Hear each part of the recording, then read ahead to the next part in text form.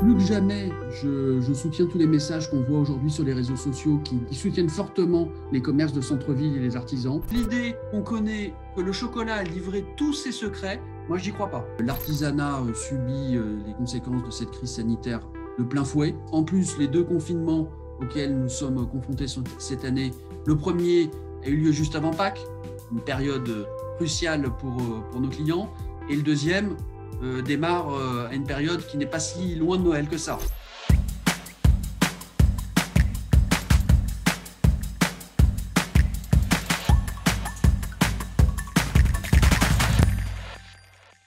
Salut tout le monde, alors aujourd'hui je suis avec Nicolas Deloisy de la chocolaterie de l'Opéra.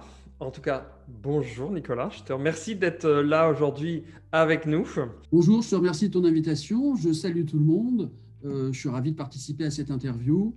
Voilà, il y a une actualité qui est, malgré les circonstances, importante pour la chocolaterie d'Opéra, donc je suis ravi de la partager avec vous.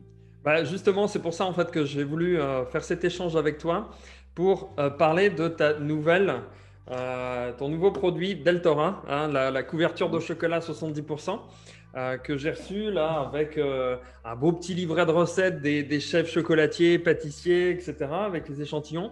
Vraiment sympa.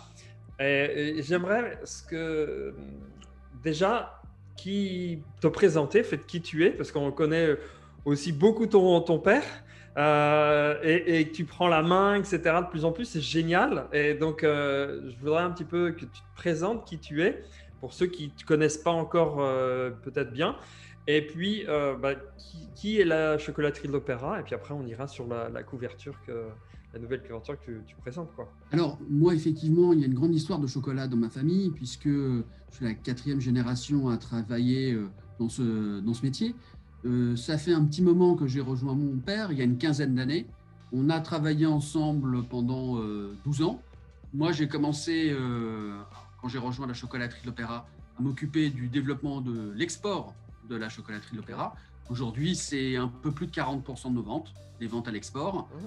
Et mon père s'est retiré de la vie opérationnelle de la société. Et maintenant, moi, je m'occupe de l'intégralité de la gestion de l'entreprise. Et avec toujours la même stratégie que celle qu'on a depuis 25 ans, depuis la création de la société, qui est celle de fournir les meilleures matières premières possibles aux artisans. On travaille qu'avec l'artisanat, qu'avec un artisanat, je dirais même haut de gamme. Et à cet artisanat, on fournit en priorité de la couverture de chocolat. Alors justement, qu'est-ce qu'il faut aujourd'hui parce que la chocolaterie de l'Opéra, pour le public peut-être particulier qui peut éventuellement nous regarder, c'est pas un produit qui est destiné aux particuliers, mais plutôt destiné aux professionnels pour sublimer vraiment leur pâtisserie, leurs gâteaux, etc. Parce que c'est, comme l'a très bien dit Nicolas, c'est vraiment des produits très haut de gamme. Et aujourd'hui, tu m'arrêtes si je me trompe, mais c'est pas votre politique de vendre en direct aujourd'hui du chocolat, de chocolaterie de l'Opéra. Mais c'est important de savoir qu'est-ce qui existe sur ce domaine-là. Et qu'est-ce qui fait aujourd'hui la typicité en fait de la chocolaterie de l'Opéra? Pourquoi on prendrait du chocolat, de la couverture de chocolat chez toi, que plutôt chez quelqu'un d'autre? Alors, c'est vrai, tu as raison de me poser cette question, parce qu'on a un métier qui est peu connu du grand public. En fait, quand le grand public se rend chez un chocolatier, le chocolatier ou le pâtissier, il travaille historiquement avec des sociétés comme nous qui fabriquent du chocolat. C'est ni plus ni moins que du chocolat. Généralement, il a le terme technique de couverture de chocolat. C'est comme ça qu'on le connaît. Mais notre métier, c'est donc de fabriquer du chocolat, mais qui sera utilisé exclusivement par les professionnels. Effectivement, on a fait le choix, et c'est un choix stratégique fort, de se réserver aux professionnels. Donc, on vend qu'aux artisans et on ne vend pas du tout à l'industrie.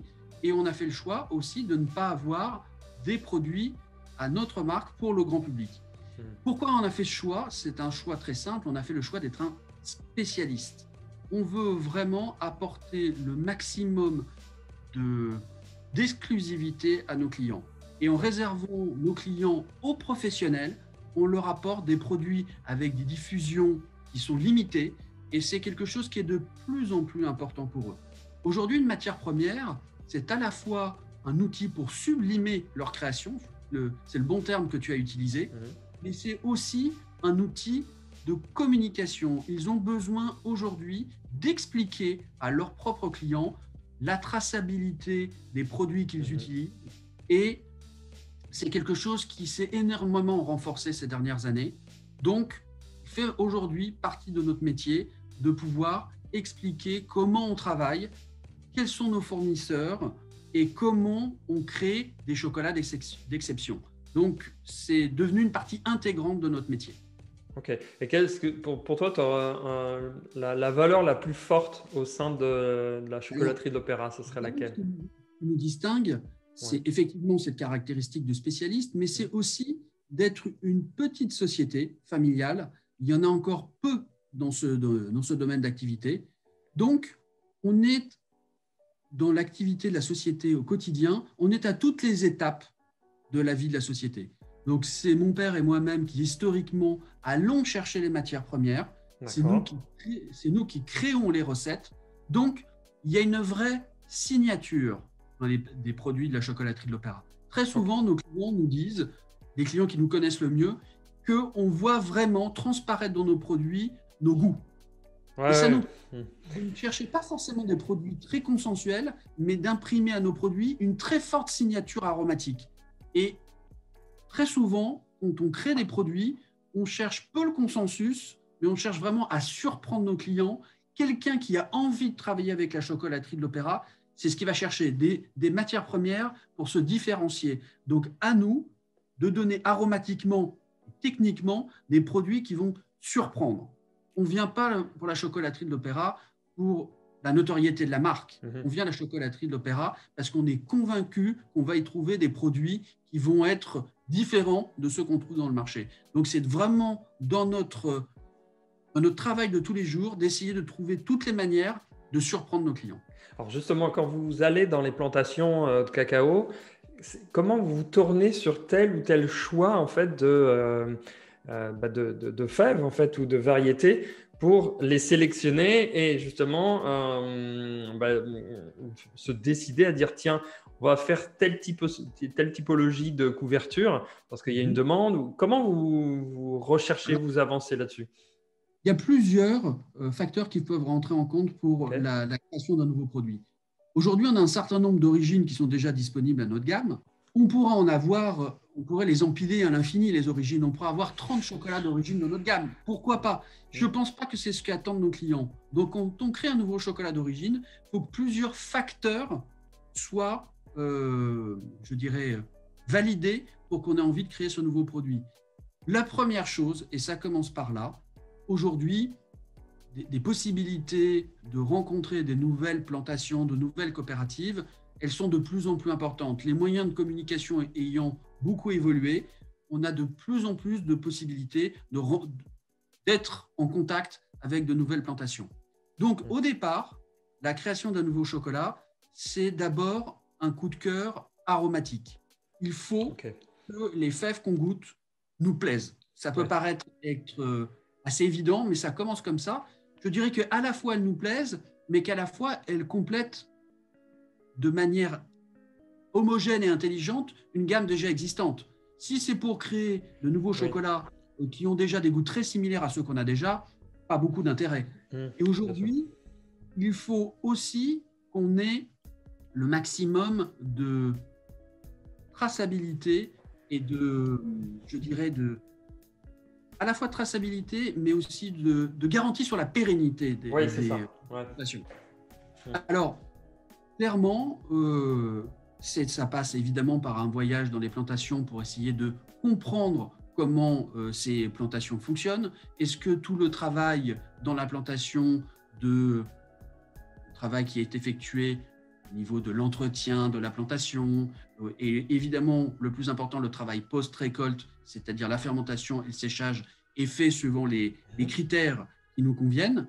C'est tous ces éléments-là, effectivement, qui vont nous donner envie de travailler avec une plantation plutôt qu'une autre. Et c'est évidemment, comme je disais, la pérennité du projet, c'est-à-dire la garantie que cette plantation va avoir une activité pérenne sur plusieurs années. Quand on présente un nouveau chocolat à nos clients, il est très difficile d'imaginer leur proposer pendant 2-3 ans et puis que le projet s'arrête. Donc, c'est l'ensemble de ces éléments qui font qu'aujourd'hui, on peut avoir envie de lancer une nouvelle origine. Et quand on parle d'Eltora, on peut même le compléter de tous les engagements sociaux et environnementaux. C'est ce que j'allais te poser comme question, justement, ouais, c'est ça. Donc vraiment toute la partie aussi sociale, humaine dans le projet et pas seulement un bon chocolat pérenne, c'est vraiment sur tout l'ensemble de l'économie sociale, financière, etc. Absolument. Et c'est vraiment, je dirais, c'est ce petit plus qui nous a particulièrement séduit dans le projet au Panama pour la création de ce nouveau produit. Oui, alors justement, est-ce que tu peux en parler d'Eltora, justement, de la nouvelle couverture? Qu'est-ce que tu peux, alors, je ne vais pas tout dévoiler, je vais te laisser parler parce que j'ai déjà lu un petit peu tout ce qu'il y avait, j'ai déjà goûté. Et qu'est-ce qui a fait qu'elle vous a séduite, en fait, en tout cas, ces fèves de cacao vous ont séduite pour aller sur le Panama, pour cette région-là, la Bocas del Toro, pour faire ces fèves, c'est ce chocolat? Alors, c'est un projet qui est vraiment très atypique par rapport aux autres projets qu'on a pu nous proposer jusqu'à présent et les autres plantations avec lesquelles on travaille pour les autres origines. Ce projet il est atypique puisqu'il est à l'initiative d'une société allemande qui s'appelle Forest Finance et qui s'est spécialisée dans des projets de reforestation de zones qui ont été dévastées par l'exploitation intensive du bois. D'accord. Donc, évidemment, ils ont commencé dans une des régions du monde où c'est le plus marqué, c'est-à-dire en Amérique du Sud. Donc, le début de l'activité de cette société, c'était autour d'un commerce raisonné du bois et de projets de reforestation de certaines zones. Ils se sont mis progressivement à coupler ces projets de reforestation avec des projets d'investissement dans des plantations. D'accord. Ce qui nous a beaucoup plu, c'est que c'est un projet qui implique les communautés locales. Okay. Ce n'est pas une société étrangère qui rachète purement et simplement une plantation et qui va y mettre son savoir-faire, ses hommes. Ils ont vraiment, le projet, c'est de former les gens localement. Les gens qui sont opérationnels dans les plantations restent une population locale qui a été formée et qui a bénéficié du soutien et financier et technique de cette société. Okay. Évidemment, ils investissent des capitaux. Pour nous, c'est effectivement la garantie d'un projet pérenne et c'est la garantie aussi d'avoir des interlocuteurs sur place avec un niveau de compétence qui est extrêmement poussé. Donc, c'est un projet qui a duré combien de temps au global? Parce qu'on parle souvent, pour ceux qui ne savent pas, mais ne serait-ce que quand vous plantez des cacaos, enfin, faites une plantation entre le plantage de la graine et donc les premières fèves de cacao, c'est 5-6 ans. Donc, comment, dans ce projet global, combien de temps il a duré avant d'arriver justement à les premières fèves, les premiers chocolats? On n'a pas été contacté par Forest Finance au moment où je crois que ça fait une dizaine d'années qu'ils travaillent sur le développement de cette plantation. Nous, ça fait à peu près 2 ans qu'on est en contact avec eux. Ça correspond à un moment où ils ont pu effectivement commencer à commercialiser le cacao et que tout l'investissement qui avait été fait dans les années précédentes commençait à porter ses fruits. Donc, c'est à ce moment-là qu'on s'est rencontrés, qu'on a pu visiter la plantation, voir toute l'installation qui a été faite sur place, avec des choses vraiment très surprenantes. Ils ont dû composer un exemple peut-être de choses qui m'ont marqué, quelque chose d'assez atypique. Il y a une pluviométrie qui est extrêmement forte au Panama. Alors, le cacao pousse toujours dans des zones où la pluviométrie est forte parce que ça pousse le long de l'équateur, mais là, plus qu'ailleurs. Donc, pour essayer de compenser cette problématique, ils ont mis en place un centre de séchage des fèves de cacao qui, au départ, se fait avec un système de séchoir qui est alimenté avec des panneaux solaires.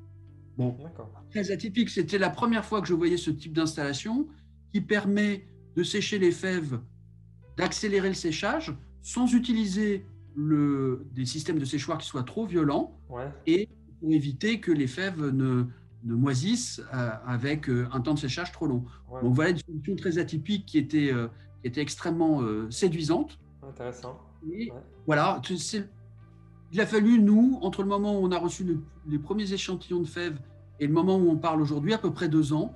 Parce qu'une fois qu'on a pu s'assurer que le travail dans les fèves était fait suivant les standards qui nous convenaient, maintenant, après, il y a toute l'étape de test chez nous, Ouais, de qui est création importante, de recettes pour pouvoir proposer le chocolat aujourd'hui. C'est au moins 2 ans de travail. Ouais, bah, ça m'étonne pas. Ok, ça c'est.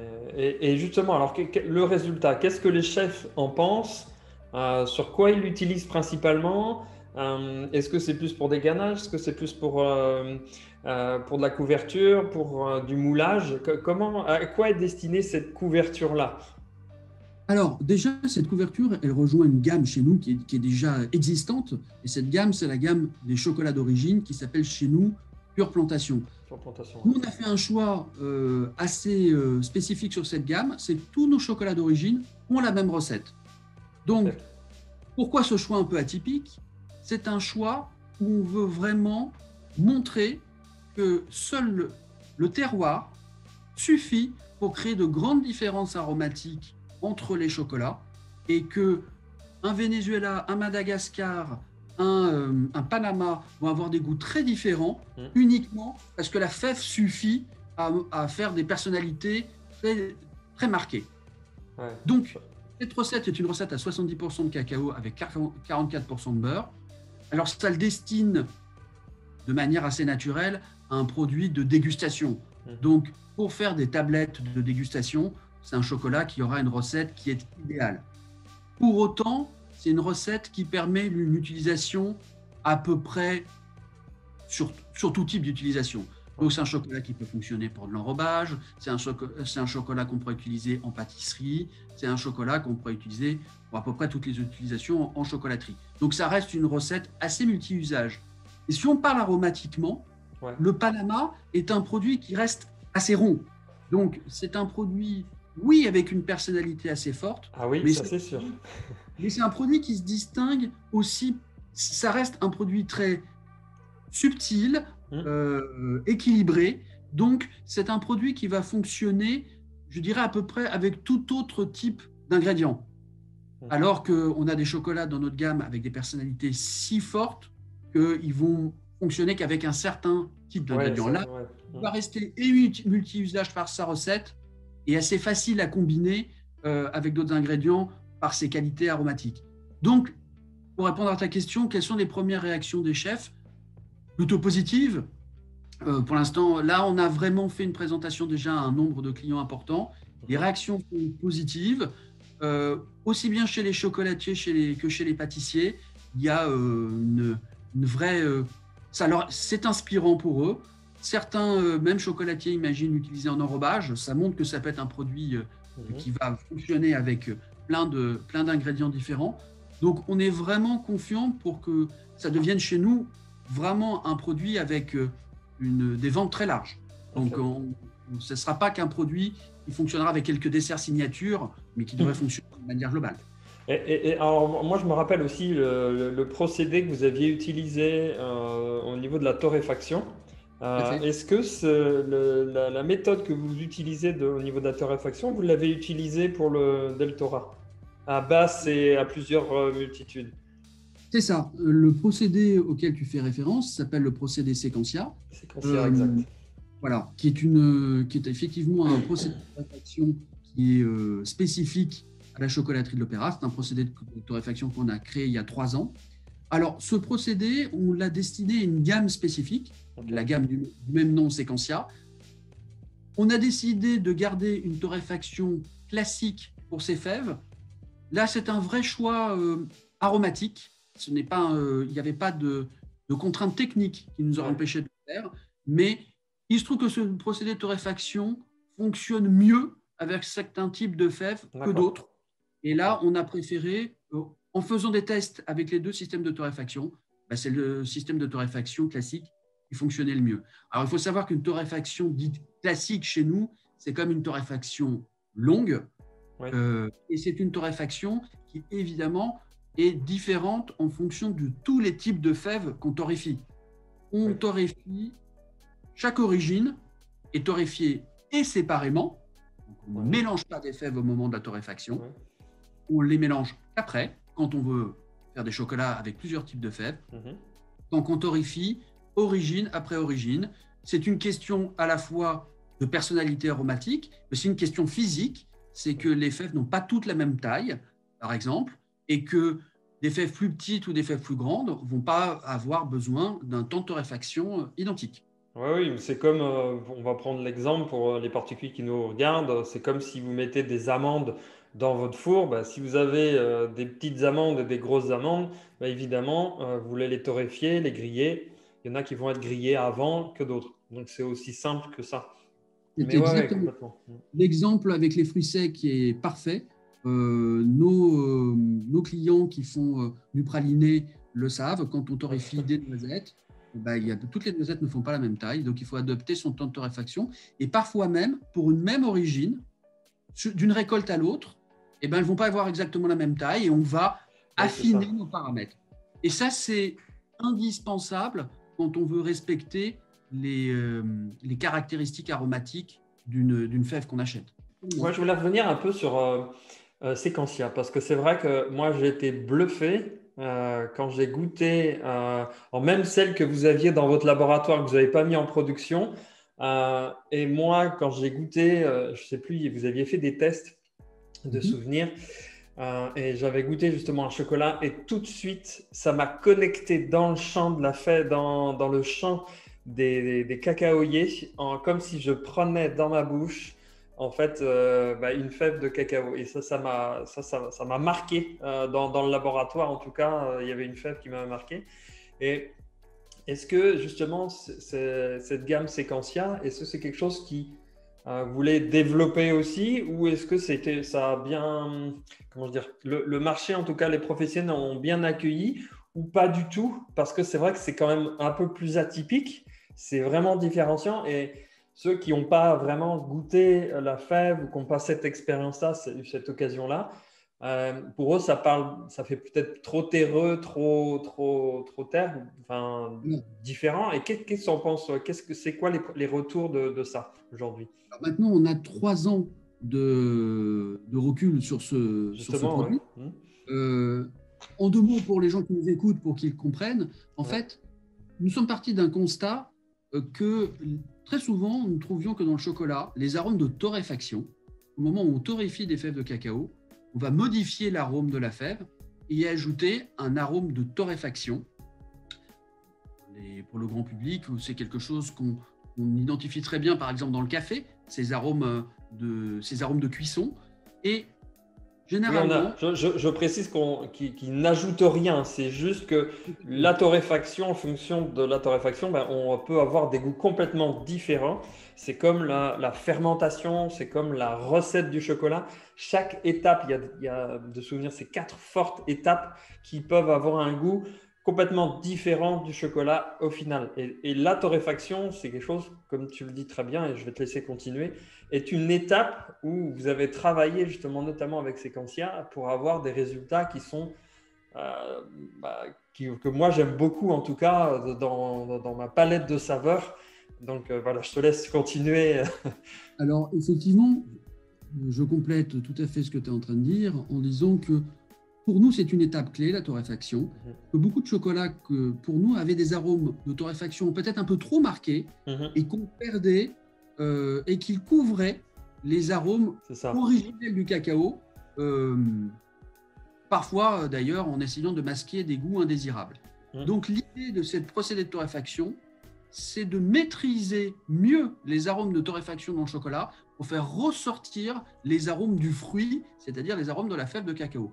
Donc, c'est une torréfaction, on pourrait dire, ultra douce. En fait, c'est une torréfaction qui se fait par cycle, ce qui est assez atypique. Une torréfaction classique, c'est, il y a une montée en température, on maintient une température constante pendant un certain temps et on refroidit.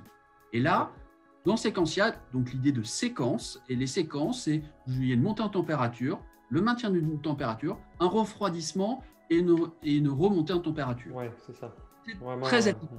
Voilà, c'est l'idée effectivement de cycle de séquence. Oui, c'est comme si, au lieu dans un four pour torréfier, ben, à un moment donné, vous allez le mettre à 200, après vous allez le descendre à 100, vous le remettez à 180, voilà, tout simplement en fonction de... C'est ça en fait, hein, le séquencien. Ouais. On va avoir des cycles, des montées, des moments de montée, de descente en température pendant la même torréfaction, ce qui est effectivement très atypique par rapport à une torréfaction classique.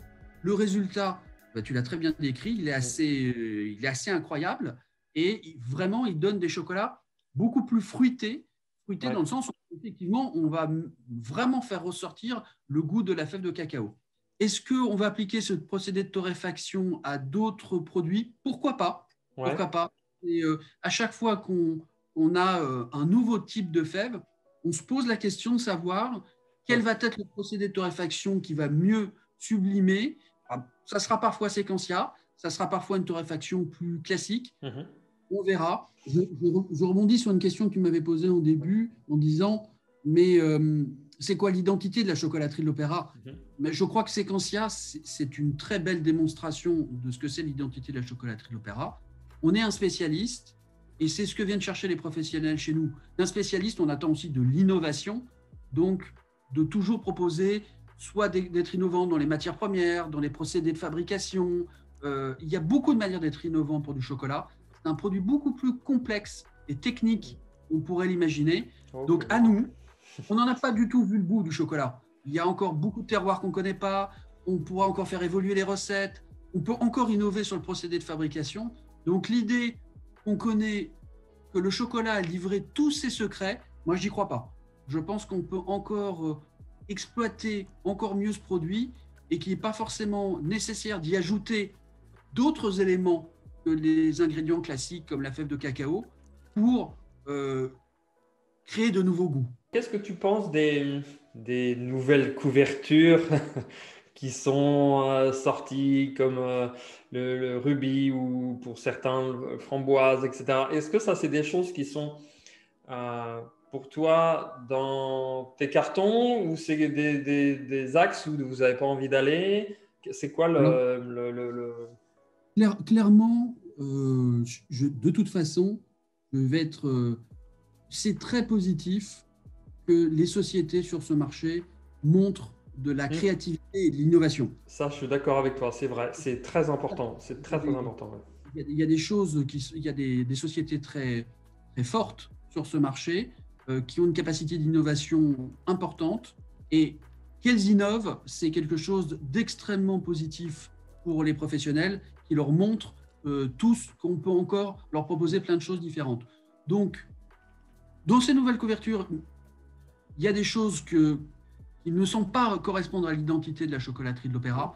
Vraiment, on nous attend plus sur des éléments, je dirais, autour du goût ou autour de la, je dirais, des fonctions techniques du chocolat. Ouais. C'est-à-dire d'améliorer la facilité d'utilisation pour les professionnels ou d'avoir des chocolats qui correspondent à certains types d'utilisation. Là, sur certains produits qui correspondent plus parfois des utilisations pour des décors ou pour des choses, c'est moins ce qu'on attend de la chocolaterie de l'Opéra. Pour autant, je pense que c'est très bien que ça existe et ça répond aussi à des besoins sur certains marchés où les aspects de décoration sont encore extrêmement importants. Oui. Sur nous. On a déjà proposé beaucoup de choses aux professionnels, mais on va aller plus loin pour avoir des produits sur mesure.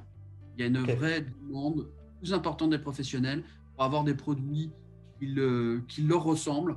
Ils veulent y mettre leur signature, mettre leur nom, et c'est quelque chose, je pense, qui est un service qui doit être proposé par la chocolaterie de l'Opéra. On le propose déjà, mais on va l'optimiser pour pouvoir le proposer à un nombre plus important de professionnels. Alors peut-être que tu ne veux peut-être pas trop en parler, mais à partir de combien de kilos de chocolat un professionnel peut faire appel à toi pour du sur-mesure? Dans notre projet, on pourra faire appel à moi pour moins de 2 tonnes, pour une production de moins de 2 tonnes. Alors, peut-être pour les gens qui nous écoutent, 2 tonnes peut sembler un chiffre un peu... mais qu'est-ce qu'on peut bien faire de 2 tonnes de chocolat? Ça va vite. Un client, un chocolatier, Donc, chocolatier. il y a tout. On comprend bien que le chocolat, c'est sa première matière première. Un chocolatier en France, je dirais en moyenne, peut nous commander à peu près 3 tonnes de chocolat par an. Parfois beaucoup plus, parfois moins pour des plus petites boutiques. Bien sûr. 2 tonnes peut correspondre à un volume accessible à un chocolatier moyen. Quel serait le message que tu voudrais transmettre aujourd'hui à ceux qui nous regardent, que ce soit pâtissiers, particuliers, chocolatiers? Qu'est-ce que tu voudrais leur transmettre aujourd'hui? Alors, aujourd'hui, particulièrement aujourd'hui, il y a un message de soutien que je voudrais leur passer. C'est une période extrêmement difficile. L'artisanat subit les conséquences de cette crise sanitaire de plein fouet. Donc, en plus, les 2 confinements auxquels nous sommes confrontés cette année, le premier a eu lieu juste avant Pâques, une période cruciale pour nos clients, et le deuxième démarre à une période qui n'est pas si loin de Noël que ça. Donc, c'est d'autant plus difficile à vivre pour eux. Donc, déjà, c'est un premier message de soutien et on sera à leur disposition pendant toute cette période. Nous, on continue notre activité comme si Noël allait se passer de manière normale. Nous sommes ouverts, on continue de produire, donc on est là pour répondre à leurs besoins. Le deuxième, c'est, je crois, que c'est une période pour un peu se réinventer. Il y a beaucoup d'artisans qui aujourd'hui ont pris conscience que les ventes à distance, quelle que soit sa forme, que ce soit de la vente en ligne, que ce soit du click and collect, que ce soit de la livraison, ce n'est plus quelque chose d'anecdotique ou d'accessoire. Okay, oui. C'est quelque chose, il faut qu'il soit très professionnel. Donc, aujourd'hui, tout artisan, quelle que soit sa taille, et qu'il soit dans une grande ville ou une petite ville, il est fondamental, même après qu'on ait passé cette crise sanitaire, qu'ils aient un service de vente à distance qui soit efficace et professionnel. Ce n'est plus une option. Ce n'est plus une option. C'est plus un plus pour les ventes. C'est aujourd'hui devenu indispensable. Justement, le service que l'on a sorti, Tikao, qui va sortir dans quelques jours en tout cas, c'est là où les pâtissiers, chocolatiers peuvent mettre leurs produits et vendre directement. Ouais. Mais une des grandes forces de l'artisanat, c'est sa souplesse par rapport à la grande distribution.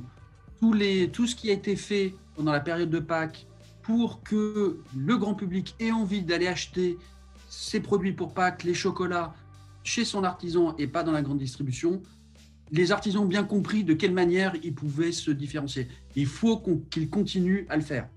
Donc nous, notre rôle dans tout ça, c'est de rester à leur côté, de rester disponible. Ils ont besoin des matières premières, donc il faut qu'on soit capable de les livrer. Donc nous, on fait notre maximum pour pouvoir répondre à ces demandes. Et il faut qu'on garde un lien avec eux, parce qu'on est en train de faire aujourd'hui, c'est-à-dire d'échanger à distance, c'est quelque chose qui restera de manière pérenne dans ce métier. Et nous, je crois que ça fait partie des choses qui sont importantes pour nos clients, d'avoir un contact direct avec leurs fournisseurs. Par rapport aux particuliers, c'est moi ce que je peux dire aussi, allez chez votre artisan, parce que la plupart du temps, alors certes, depuis quelques années, la grande distrib, pour certaines, augmente leur qualité, mais il y a beaucoup de choses que vous ne trouverez jamais en grande surface en termes de qualité de produit, en termes de finesse. Donc, n'hésitez pas à aller chez votre artisan, en tout cas dans votre région, dans votre coin, parce que voilà, vous pouvez trouver des pépites de goût qui sont vraiment hallucinantes. Donc, allez-y. Et puis, voilà, ça reste toujours des artisans, et donc il faut faire vivre nos petits commerces, en tout cas.